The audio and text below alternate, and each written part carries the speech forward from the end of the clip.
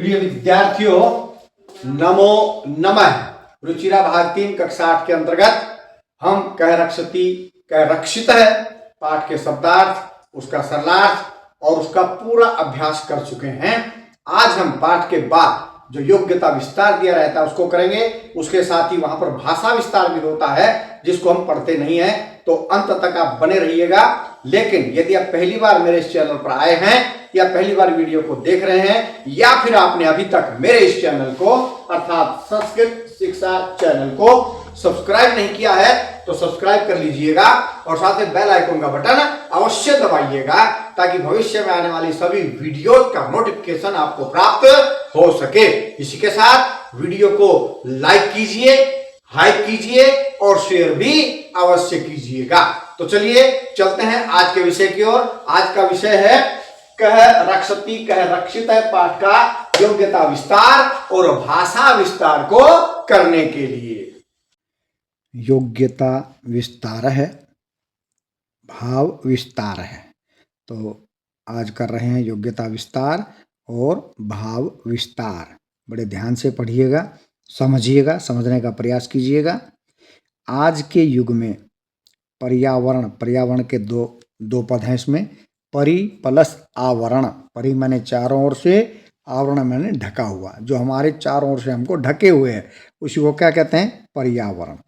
तो आज के युग में पर्यावरण जिस प्रकार प्रदूषित हो रहा है, प्रदूषित मतलब जिसमें अनेक प्रकार के दोष आ गए हैं पर्यावरण में, तो जिस प्रकार प्रदूषित हो रहा है वह वास्तव में ही समाज के लिए चिंता का विषय है।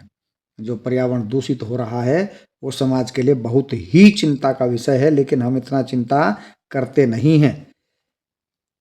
प्राचीन काल में, पुराने समय में औद्योगिकरण के लिए, औद्योगिकरण फैक्ट्री जो लगती थी, उद्योग लगते थे, औद्योगिकरण के लिए विशाल कल कारखाने नहीं थे। ठीक बात है, प्राचीन समय में, पुराने समय में जो है इतने बड़े बड़े कोई कारखाने नहीं होते थे और यातायात के लिए पेट्रोल डीजल से चलने वाली इतनी अधिक गाड़ियां नहीं थी, बिल्कुल नहीं थी। लोग या तो पैदल चलना पसंद करते थे या फिर बैलगाड़ियों में, ऊंट गाड़ियों में या अन्य किसी प्रकार की गाड़ी में चलते थे जिसमें पेट्रोल और डीजल का प्रयोग नहीं होता था और नहीं इतनी अधिक गाड़ियां थी। कुछ इक्का दुक्का गाड़ियां होती थी कुछ वर्षों पहले ही, लेकिन अब एकदम सैलाब बाढ़ आ गई है गाड़ियों की।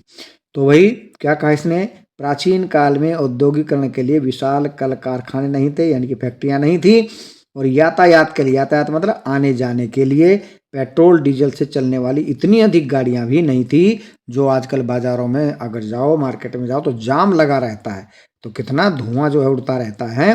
तो इतनी गाड़ियां भी नहीं थी, जनसंख्या भी इतनी नहीं थी, बिल्कुल ठीक बात है, जनसंख्या भी इतनी नहीं थी, और कूड़े के ढेर लग जाएं इतनी जनसंख्या नहीं थी कि चारों ओर हमें कूड़े के ढेर ही दिखाई दें।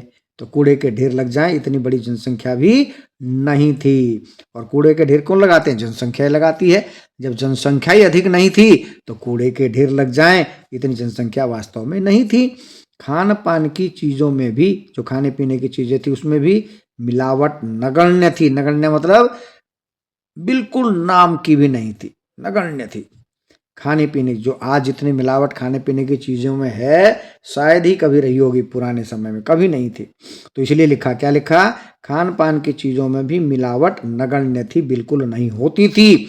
और सामाजिक चरित्र में भी संभवतः इतनी गिरावट नहीं आई थी। हमारा जो सामाजिक ताना बाना था, चरित्रवान थे लोग, इतनी गिरावट नहीं आई थी। जितना अराजकता, जितना दुराचार, जितना अनाचार, जितना भ्रष्टाचार आजकल चारों ओर दिखाई दे रहा है, जितना चरित्र हनन आज हो चुका है, इतना पहले कभी नहीं था जितनी आज आ गई है। आज तो चारों ओर गिरावट ही गिरावट है। आज प्रकृति और मानव दोनों की शुद्धता द्वारा पर्यावरण को संरक्षित करने की अत्यधिक आवश्यकता है। प्रकृति और मानव दोनों की शुद्धता, प्रकृति की भी और मानव की भी, दोनों की शुद्धता द्वारा पर्यावरण को, हमारे चारों ओर का जो आवरण है उसको संरक्षित करने की, उसको सुरक्षित रखने की अत्यधिक आवश्यकता, बहुत ही अधिक आवश्यकता है। अतः हम सभी को इस बात का ध्यान रखना होगा कि अपने आसपास गंदगी न फैलने दें। इसीलिए तो देश में क्या चलाया जा रहा है, स्वच्छता अभियान। लेकिन वो सब स्वच्छता अभियान केवल कह देने मात्र से नहीं होगा। जब हम स्वयं समझेंगे नहीं, हम अपने घर की सफाई करते हैं और कूड़े को यत्र तत्र कुत्र कहीं भी फेंक देते हैं, तो घर की सफाई हो गई, बाहर की सफाई तो नहीं है। उसकी सफाई कौन करेगा? वो सफाई भी हमको ही करनी है। इस बात का हमें क्या करना है, ध्यान देना है। तो हम सभी को इस बात का ध्यान रखना होगा कि अपने आसपास गंदगी न फैलने दें, बिल्कुल भी न फैलने दें गंदगी, ताकि स्वच्छता अभियान अच्छे प्रकार से चलाया जा सके। इसके लिए लोगों को जागरूक करना बहुत जरूरी है। भाई घर तो साफ कर रहे हो, अपने आसपास की गलियों, मोहल्लों और कस्बों, शहरों को भी साफ रखने का प्रयास कीजिए। इधर उधर कूड़ा करकट मत फेंकिए। वृक्षों को न काटें, क्योंकि वृक्ष को काटेंगे तो ऑक्सीजन कहाँ से मिलेगी? वृक्ष ही तो देते हैं हमें ऑक्सीजन। तो वृक्षों को न काटें, ये भी सबको बताना पड़ेगा, समझाना पड़ेगा। भाई वृक्ष हमारे लिए बहुत जरूरी हैं।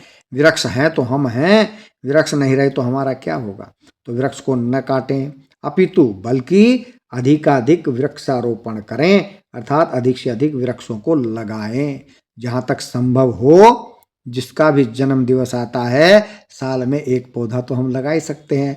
और जब तक दूसरा जन्मदिन आता है, तब तक उस पौधे का हमको ध्यान रखना है। एक पौधा एक जन्मदिन पर लगाया, अगले साल तक उसका ख्याल रखना है। फिर अगला जन्म दिवस आएगा तो उस पर एक पौधा लगाना है, फिर उसका ध्यान रखना है। यदि हम इतना कर लेते हैं तो भी हम पर्यावरण की रक्षा कर सकते हैं। तो इसलिए सभी ध्यान दें कि अपने जन्म दिवस पर एक पौधा लगाएं और पूरे एक साल तक उसकी रक्षा करें, सुरक्षा करें। तो अधिक वृक्षारोपण करें, अधिक से अधिक वृक्ष लगाए जा सकते हैं। यदि वृक्ष लगा करके हमने छोड़ दिया, उनको देखा ही नहीं, तो वृक्ष बेचारे जो पौधे हैं वो तो नष्ट हो जाएंगे हैं। उनका ध्यान रखना, उनको संरक्षित करना भी बहुत जरूरी है। प्लास्टिक का प्रयोग न करें, यथासंभव जितना हो सके प्लास्टिक का कम से कम प्रयोग करें। एकदम ना तो नहीं कर सकते हैं, लेकिन कम से कम करें जहां तक संभव हो। तथा इन सभी विचारों को जन जन तक पहुंचाएं, ये बहुत बड़ी बात है। इन बातों को हमें सभी को बताना होगा, समझाना होगा।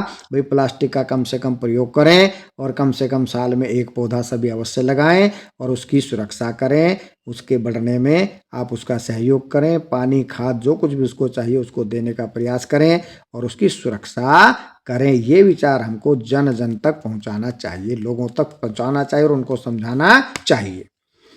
पर्यावरण संरक्षण से संबंधित, पर्यावरण की सुरक्षा से संबंधित निम्न श्लोकों को भी पढ़िए। नीचे श्लोक दिए गए, इनको पढ़िए तथा स्मरण करके मतलब याद करके विद्यालय की प्रार्थना सभा में, जो विद्यालय में प्रातःकाल प्रार्थना सभा होती है, उसमें सुनाकर जन चेतना जगाइए। श्लोकों को पढ़ें बहुत ध्यान से, अध्यापक बंधुओं से इसका अर्थ करवाएं और प्रार्थना सभा में अवश्य इनका उच्चारण करें, बोलें। पर्यावरणासेन विरमेत विरतो भवेत्, मानवो मानवो भूत्वा कुर्यात् प्रकृतिरक्षणम्, संरक्षेत दूषितो न स्यात् लोकः मानव जीवनम्, न कोपि कस्यचित् नाशं कुर्यादथर्ष सिद्धये। अच्छे से पढ़ें बार बार और फिर सुनाने का प्रयास करें। कहाँ? प्रार्थना सभा में।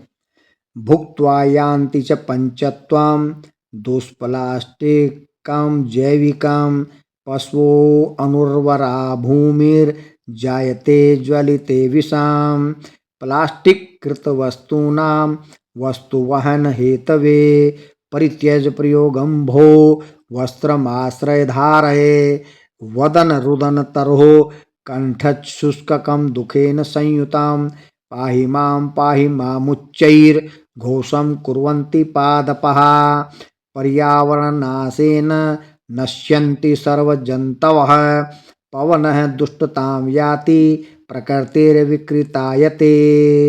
भाषा विस्तार, तो भाषा के विषय में क्या बताया है उसको भी पढ़ते हैं। क्या है भाई, देखिए। संस्कृत में वाक्य में पहले अपि लगाने से वाक्य प्रश्नवाचक हो जाता है। जैसे अपि प्रविशामः, क्या हम भीतर प्रवेश करें, और यदि बीच में अपि आए तो उसका अर्थ होता है भी। ध्यान रखिएगा, वाक्य के आरंभ में अपि लगे तो उसका अर्थ है क्या, वाक्य के बीच में आए तो अपि का अर्थ होता है भी। जैसे अपि प्रविशामः, क्या हम भीतर चलें।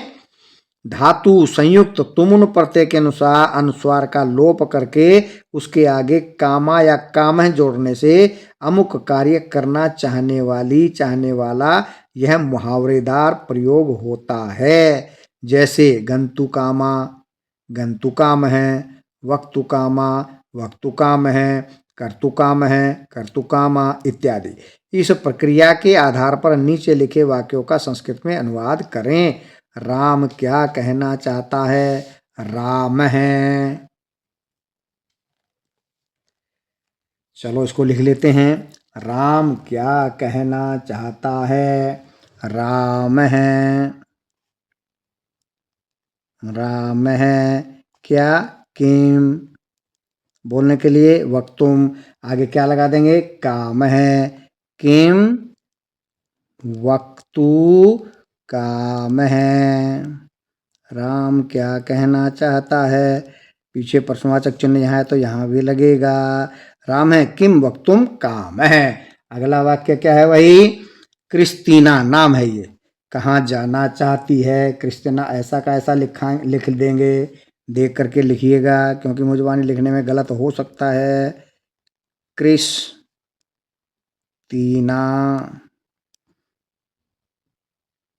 कहाँ? कुत्र जाना चाहती है। गंतु कामा स्त्रीलिंग है तो आ की मात्रा गंतु कामा